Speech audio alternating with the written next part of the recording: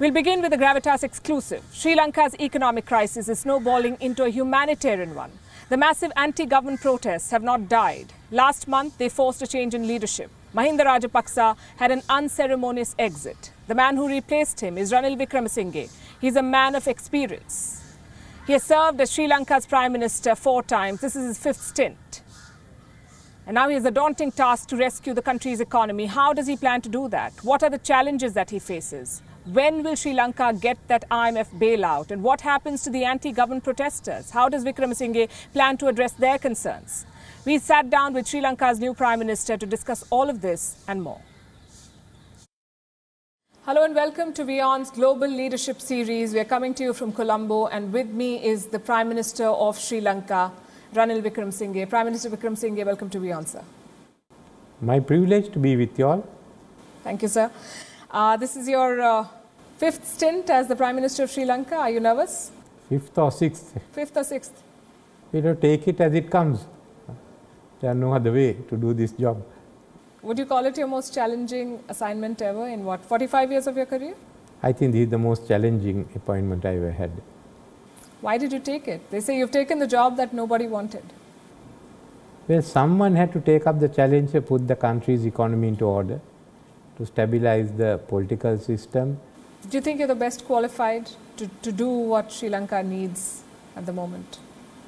Well, there may be people who are better qualified than me, but I was the only one that was willing to accept the challenge.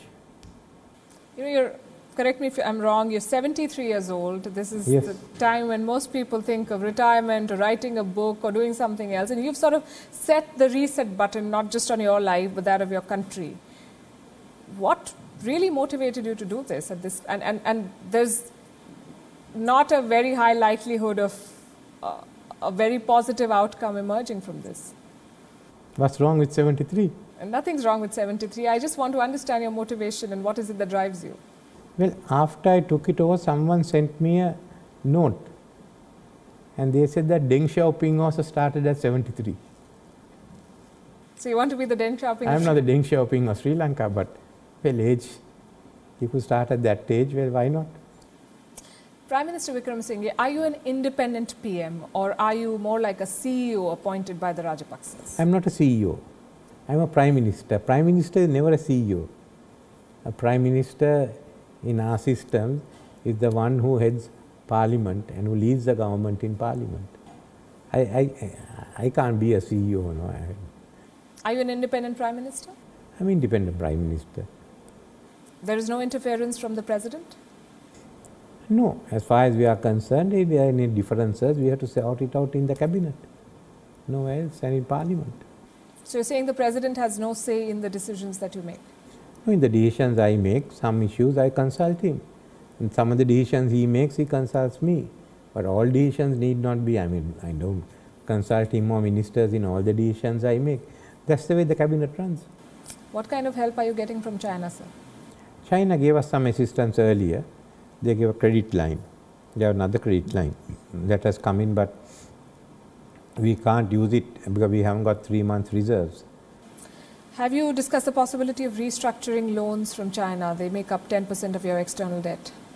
We have to take up restructuring all the loans, from both from the donors as well as the private investors. It's in the case of the donors, it's that we have to ensure that all of them agree to the restructuring plan, because only Japan is in the Paris Club. China and India out of the Paris Club. So you've got to get agreement among them.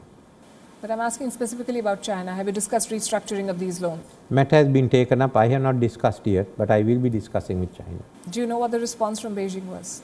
There has been no response so far, because our high ambassador in Beijing is also discussing it with the government there. Would you say that China has ditched Sri Lanka in its hour of need? I won't say that. I don't think they have ditched Sri Lanka. But they've not been forthcoming in any of the kind of help that I think your country needed, even that $1.5 billion credit line, as you said, you cannot use. Well, actually, we should have gone and negotiated with them to delete that provision. We didn't. That's what I can't understand, why we didn't ask them to delete that provision. So we've just made a request now, but the agreement is signed. China has shown interest, and it's a question of working it out. The president of your country has said that China is not interested in helping Sri Lanka anymore. Do you agree? China is interested in helping us. I can tell you what he said. And I'm quoting, "My analysis is that China has shifted their strategic focus into Southeast Asia. They see more strategic interest in the Philippines, Vietnam, Cambodia, that region in Africa. They have less interest in this region." I would say China has a lot of interest in this region, and you all know better than us with the Himalayan border. I don't think they have lifted their interest in South Asia, in Sri Lanka, in the islands, the Maldives, Seychelles. I think the interest is still there. So you're saying that the president's reading of the situation may not be very accurate? This is my reading of the situation. Otherwise, you will not be moving troops around in Ladakh. You want to tell me more about that? What is your reading of the situation there? It has interest in South Asia to begin with. The Himalayan situation where the two armies are facing each other. Then down here they are working with Pakistan, even with Nepal. And they've kept their interest in South Asia. I would, in my analysis, the interest is there. How are they engaging with Sri Lanka at the moment? Well, with this Sri Lanka, at the crisis, the last few months they've been silent. I don't know how much the government had negotiated earlier, but I intend to start talking with the Chinese and get them into the donor conference. They've agreed to get into the donor conference and get help that way. You're saying last few months they've been silent. Last few months have been the worst phase for Sri Lanka since its independence. Do you not see that as a betrayal when your country really needed donors/investors like China? They helped in some ways, but the big arrangement didn't come through because we focused on India and the government focus was on India. I don't think they could get much from Japan or China at that time.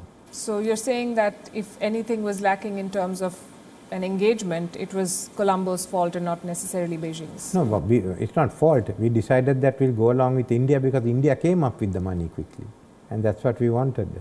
It's a question of who had less red tape. India had less red tape? For the first time.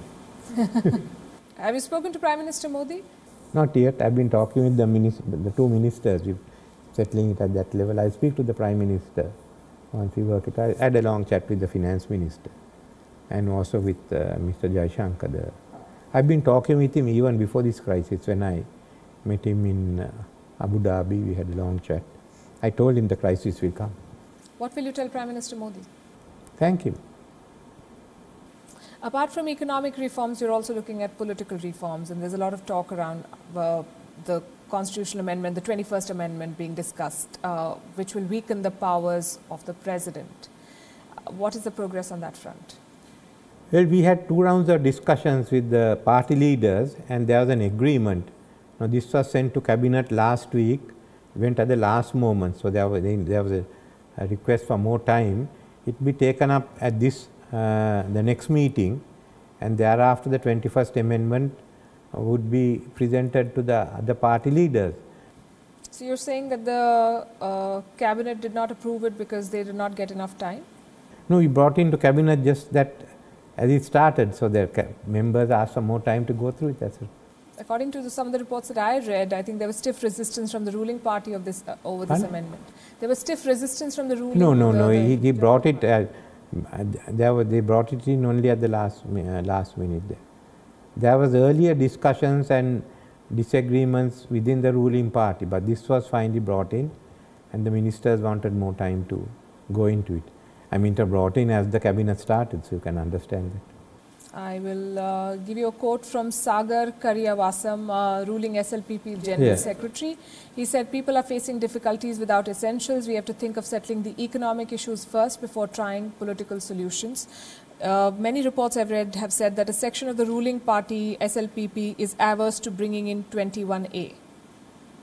No, that was said before the cabinet meeting, and so far I have not received any major adverse reactions from them. I have not heard of anything. You think the SLPP is on board now? I get the feeling, yeah. And the president? The president? President seems, yes, certainly. He is in favor of an amendment that is going to weaken his office? Yes, that's what he promised earlier. When the others put the proposal, it was still to his advantage, not to his disadvantage. Prime Minister Wickremesinghe, you have taken a very big challenge. We wish you and the people of Sri Lanka all the very best. Thank you for speaking with us. Thank you.